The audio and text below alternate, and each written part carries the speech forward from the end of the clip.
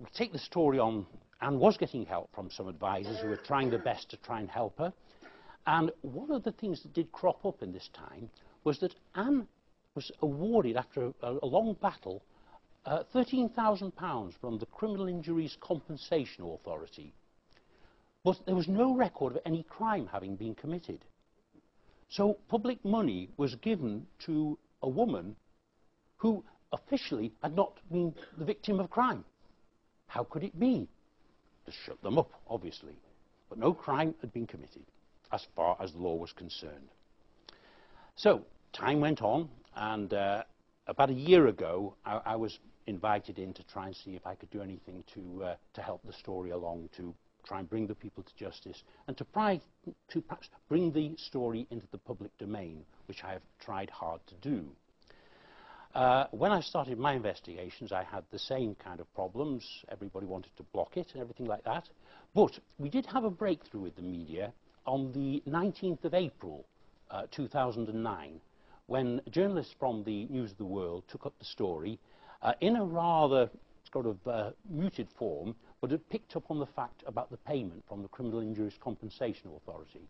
I did a story on Hollie, which is also picked up by the local paper where Anne and Hollie now live in Shropshire, where they had to flee to because of the threats and abuse that they were suffering at the time. They had to escape from Aberdeen and from their home country, Scotland. Now, when this became apparent that things were not moving in any way at all, we had another bit of more support, because suddenly we got a call from the BBC Scotland in Glasgow, from one of their senior investigators, a man called Mark Daly, who some of you may remember as doing something about the secret policeman, where he covertly joined the police force in Cheshire to actually find about racism that existed in the police force. And for this, he was granted an award, and there was a big programme on it, and he became very famous. He approached Anne and Hollie and myself and said, BBC would like to do a big story on this. Could we assist them? Could we provide the documentation, which Anne had very, very skillfully retained? And but it had to be on the basis that it was an exclusive for the BBC. It was confirmed that 2 programmes had been commissioned, one on BBC Television Scotland, one on BBC Radio Scotland, and that Panorama were going to do a full story that would be broadcast nationally. Mark Daly, having looked at all the evidence, everything that he could see about this story, it was backed up, all the contradictions, all the false things that the police and the judicial people and even people from the National Health Service had made, all the false statements, all there, all blatant, and they were happy to go ahead with it. Mark told me that this was a story that would go round the world. He said, this is one of the worst stories I've ever heard, but I know there are other cases in Scotland concerning paedophilia that we're looking into as well, and of course the level of corruption by the authorities made this doubly appalling. Now, this went on for about 6 weeks. We had lots of discussions with the BBC team, and everything was set to go.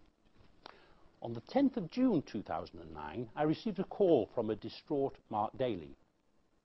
And he said, he said, Robert, he said, I'm sorry, I've got some really bad news for you and Anne and Hollie.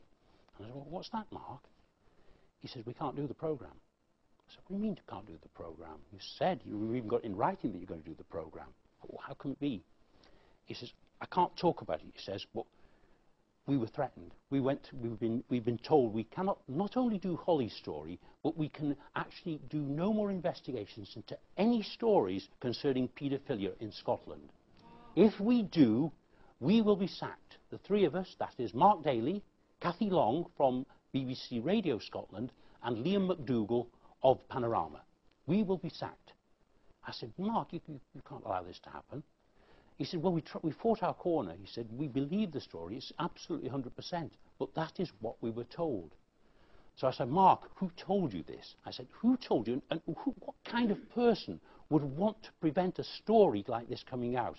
So terrible. This sweet little girl and a lot of other, and 7 other child victims that we knew about who would actually want to stop this story coming out? He says, I can't tell you, Robert. He says, I can't talk to you anymore. He says, I can't tell you. He says, we'll all be sacked. So, obviously, I pressed with the BBC, with the Director General Mark Thompson and the head of the BBC Trust, Sir Michael Lyons.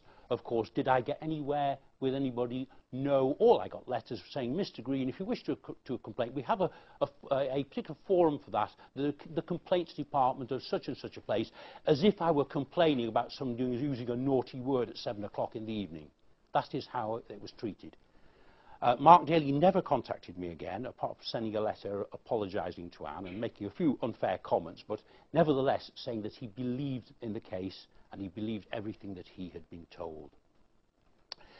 Now, this obviously presented us with a setback, because we were convinced that if the BBC had got hold of it, which they promised to do, the story would have been out last summer and the world would have known about it. But of course, this was a setback for us. Nevertheless, we persisted, kept the pressure on. One of the things I must say in this case, working for Anne and Hollie, they are the two of the bravest women I've ever come across. Nothing frightens them. They've been through hell, but they are so determined, not only for justice for Hollie, but justice for the other children that have been abused, and all the other children in Scotland who are being abused now and will be abused in the future because of the inaction and the collaboration of the authorities. So it's absolutely determined. Nothing will frighten them. In fact, in August last year, they were intimidated. A shot was fired at the window of their home in Shropshire, a quiet little village where nothing ever happens, where crime is virtually unknown. But it bounced off the window, fortunately. But it was at head height, and either of them could have been injured or even killed. The police are supposed to be reinvestigating the case after I came into it. They said they would look at it again, but they didn't do anything. They never made any attempt to interview Anne and Hollie. They just stayed up in Aberdeen, and nobody did anything.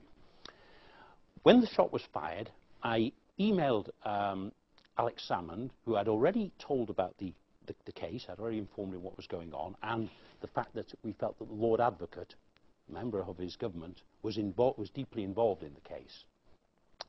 And when the shot occurred, I emailed him, and I also called the Chief Constable in Aberdeen, Grampian Police, to say that if anything happened to my clients as a result of this, I would hold them personally to blame. They had all the time that they could possibly have to look at this case, dangerous, vicious people, and they'd done nothing about it. And now, because we were putting the pressure on, there was a real threat to the lives of my clients. Well, they did in fact get in quick time, 2 officers from the Grampian Police were sent down to Shropshire to interview my clients. This took place on the 8th of September. We met at the main police station in Shrewsbury, and we were taken to one of the houses that they use to interview victims of rape, which are not as sort of deterring as a police station would be, a little bit slightly more relaxed, if that is the right word. And we went to the house. Anne was interviewed upstairs by one of the police officers, accompanied by 2 of the people from the Mercia force. And Hollie was interviewed downstairs by another officer, Lisa Evans, accompanied by another police officer from the Shrewsbury area, and a social worker as witness. I was not allowed to sit in at the interviews, but I was allowed to sit next to a very thin partition door. Hollie was being interviewed in the lounge. There's a wooden sliding door there to connect it with the kitchen. I was able to sit right next to the door with my notebook. Because Hollie has hearing difficulties, the conversation was at a higher decibel level than perhaps would have been normally in a conversation, so I was able to hear just about everything that was said. And I sat there for 3.5 hours, listening to this poor girl relating and reliving all the horrors that had been inflicted upon her for year after year. She went through everything, told about every name, the sheriff, Sheriff Graham Buchanan, all the others, named them. Most of the rapes, in fact, took place at the home of the sheriff's sister, Evelyn Buchanan. It was absolutely awful. But Hollie, the thing that I think also made a great impression on me was the bravery of Hollie. She went through this. It was I'm sure all of you here could understand a woman being asked to relive multiple rape over and over again, to face questioning about it. But for 3.5 hours, she stood her ground. Everything she told me was everything I'd heard before, exactly consistent with what she told the BBC, exactly consistent with all the documentary evidence we'd had.